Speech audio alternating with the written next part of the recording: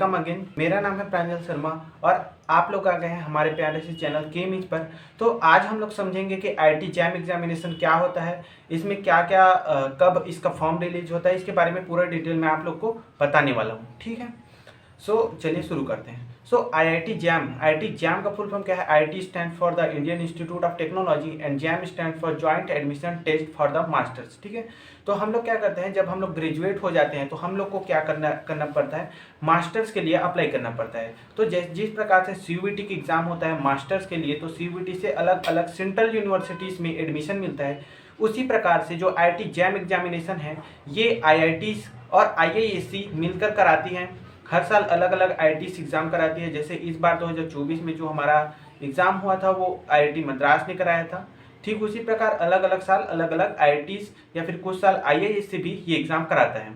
IIT jam examination ऐसा examination है जिस पर हम एग्ज़ाम देने के बाद हम आईआईटीज़ में डायरेक्ट एडमिशन ले सकते हैं, एमएससी के लिए और इंटीग्रेटेड एमएससी पीएचडी के लिए भी।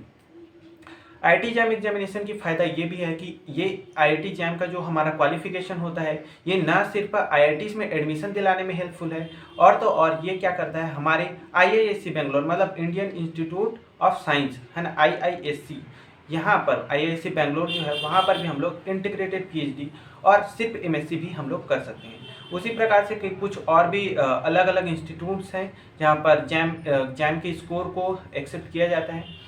और ये होता है आईआईटी जैम के एडमिशन के बारे में। जो मोस्ट ऑफ द पीपल्स जो होते हैं, जो स्टूडेंट्स होते हैं, वो ग्रेजुएशन के हमारे 5th सेमेस्टर में या फिर फाइनल ईयर जिसको हम लोग बोलते हैं, उसमें रह करके ये एग्ज़ाम दिलाते हैं। ये इस एग्जामिनेशन को दिलाने के लिए बेसिक क्राइटेरिया ग्रेजुएट होना है, क्योंकि हम लोग एमएससी के लिए एग्ज़ाम दे रहे हैं। ये जो एग्जामिनेशन है ये हर साल होता है, हर साल एक बार होता है, और ये हर साल फरवरी के 2nd या फिर 3rd वीक में कराया जाता है। मोस्ट प्रोबेबली 2nd वीक में हो जाता है। जैसे इस बार हम लोग का एग्ज़ाम हुआ था कब को, 11 तारीख को। तो क्या होता है, फेब में एग्ज़ाम होता है, और इसका जो एप्लीकेशन फॉर्म है वो बहुत जल्दी निकल जाता है। इसका एप्लीकेशन फॉर्म हम लोग का ठंड के दिनों में सितंबर अक्टूबर में निकल जाता है। ठीक है ना, तो इस बात का आप लोग को ध्यान रखना है कि जैसे एग्जामिनेशन फॉर्म निकलेगा आप लोग को फॉर्म फिलअप कर देना है, क्योंकि क्या होता है कि ये क्या है, पहले 3-4 महीने पहले से ही एग्ज़ाम फॉर्म रिलीज कर देते हैं ये लोग। तो ये है, और हर साल क्या होता है कि अलग अलग आईआईटीज़ एग्ज़ाम कंडक्ट कराती है। जैसे इस बार अगर आईआईटी मद्रास कराई है तो नेक्स्ट ईयर कोई और आईआईटीज़ एग्ज़ाम को कंडक्ट करा सकते हैं, या आईआईएस से भी एग्ज़ाम को कंडक्ट करा सकते हैं। इस एग्ज़ाम में बेसिकली कई सारे सब्जेक्ट्स होते हैं। जैसे आईआईटी जैम दिलाते हैं हम लोग केमिस्ट्री में, फिजिक्स में, मैथमेटिक्स में। ठीक है, हम लोग इसको दिलाते हैं हम लोग का बायोटेक्नोलॉजी में, और इकोनॉमिक्स में भी दिलाते हैं। तो ऐसे ही जो मेंस 4-5 सब्जेक्ट हैं जिसमें से हम लोग आईआईटी जैम एग्जामिनेशन दिलाने के बाद हम लोग आईआईटी में डायरेक्ट एडमिशन ले सकते हैं। तो जो भी बच्चे IIT JEE mains advance clear न कर पाए हों, या फिर जिनका आईआईटी जाने का सपना अधूरा रह गया हो, वो ये एग्ज़ाम दिला करके आईआईटी से अपना मास्टर्स कंप्लीट कर सकते हैं। और जो सबसे अच्छा फ़ायदा ये है कि बहुत सारे आईआईटीज़ और कुछ बड़े इंस्टीट्यूट्स में ये क्या होता है, इंटीग्रेटेड एमएससी पीएचडी में भी एडमिशन मिल जाता है जैम स्कोर के बेसिस पर। तो ये काफ़ी अच्छी बात है कि अगर कोई बच्चा या फिर कोई भी स्टूडेंट अगर कहीं रिसर्च में इंटरेस्टेड है तो वो सीधा एडमिशन ले सकता है इंटीग्रेटेड पीएचडी के लिए, जो बेसिकली मोस्ट प्रोबेबली 7 साल या 6 साल में कंप्लीट कर दिया जाता है अलग अलग इंस्टीट्यूट्स के अकॉर्डिंग और स्टूडेंट के रिसर्च एप्टीट्यूड के अकॉर्डिंग। तो ये काफ़ी सही चीज़ है कि ये एग्ज़ाम मुझे लगता है कि हर बच्चे को दिलाना चाहिए जो ग्रेजुएशन में है, जो एलिजिबल है। तो ये बेसिकली क्या है कि हर सब्जेक्ट में ये आईआईटी जैम एग्जामिनेशन नहीं होता, जैसे बॉटनी जूलॉजी वगैरह में नहीं होता। बायोटेक्नोलॉजी में होता है ये एग्जामिनेशन।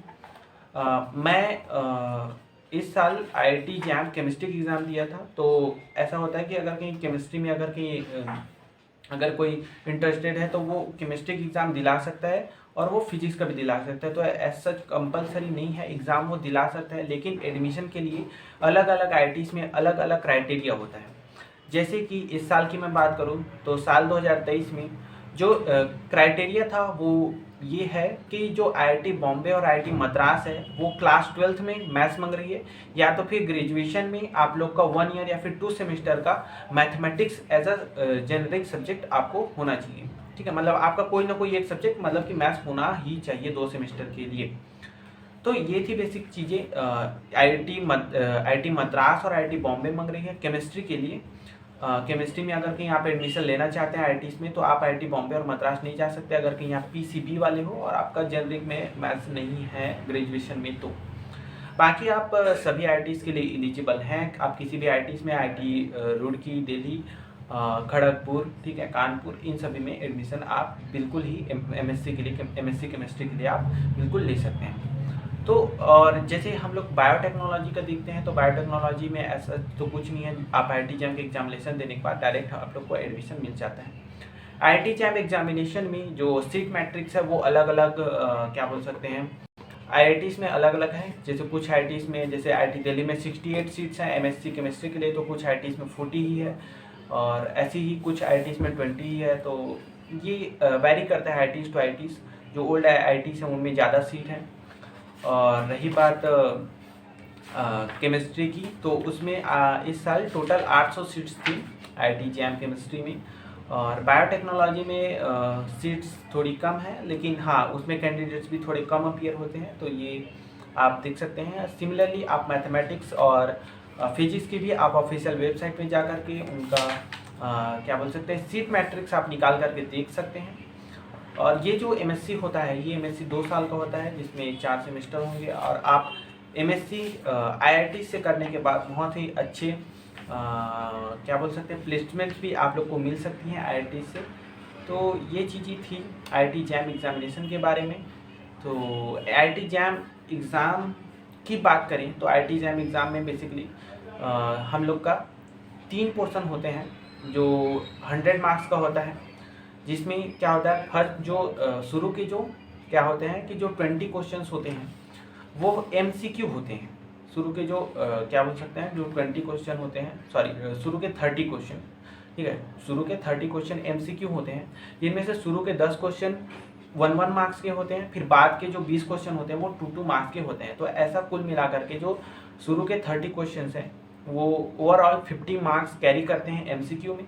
उसके बाद के जो 10 क्वेश्चन होते हैं वो एमएसक्यू होते हैं, मल्टीपल सेलेक्टिव टाइप, जिसमें आप लोग को 4 ऑप्शन दिया जाएगा। उनमें से आप लोग को 1 भी सही हो सकता है, 2 भी सही हो सकता है, 3 भी सही हो सकता है और 4 भी सही हो सकता है। तो उसमें क्या रहेगा, मल्टीपल सेलेक्ट आपका आंसर टाइप रहेगा, जिसमें मल्टीपल सेलेक्टिव आप आंसर सबमिट करेंगे।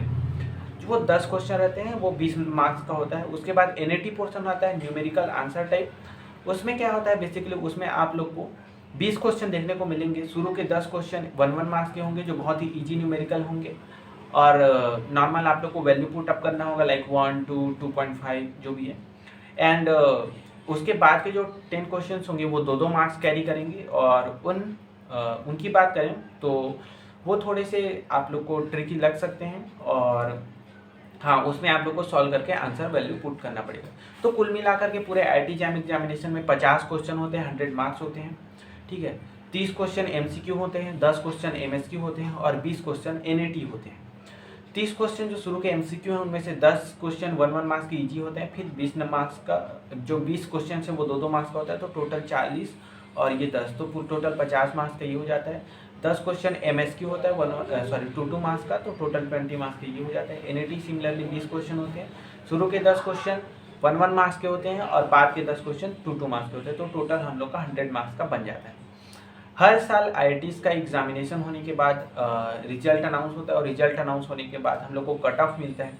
आप अगर कट ऑफ को पार करेंगे तो आपको रैंक दिखाया जाएगा, और कट ऑफ पार करने के बाद आप काउंसलिंग में भी अप्लाई कर सकते हैं। सो हर साल क्या होता है कि कट ऑफ अलग अलग जाता है अलग अलग सब्जेक्ट्स के लिए। केमिस्ट्री की बात करें तो वो अलग जाएगा, मैथमेटिक्स का अलग जाएगा, depending on the toughness of the subject. जैसे पिछले साल केमिस्ट्री का थोड़ा हार्ड आया था, तो पिछले बार का कट ऑफ बहुत कम था, जबकि इस बार थोड़ा इजी आया था, तो कट ऑफ थोड़ा ज़्यादा था।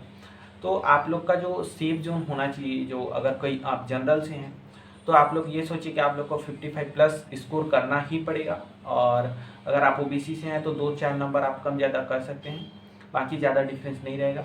एसटी/एससी का अलग से आप देख सकते हैं कि कितना कितना ओपनिंग और क्लोजिंग रैंक रहता है, उसके हिसाब से आप देख सकते हैं। सो मैं तो ये बोलूँगा कि जनरल से आप कोशिश यही करिए कि आप जो सीट निकालें तो आप जनरल से ही निकालें, कैटेगरी के भरोसे नहीं रहेंगे, तो आप लोग बहुत अच्छा कर पाएंगे। So thank you very much. Rahul बंद कर। कितने मिनट हुई सर? 10 मिनट।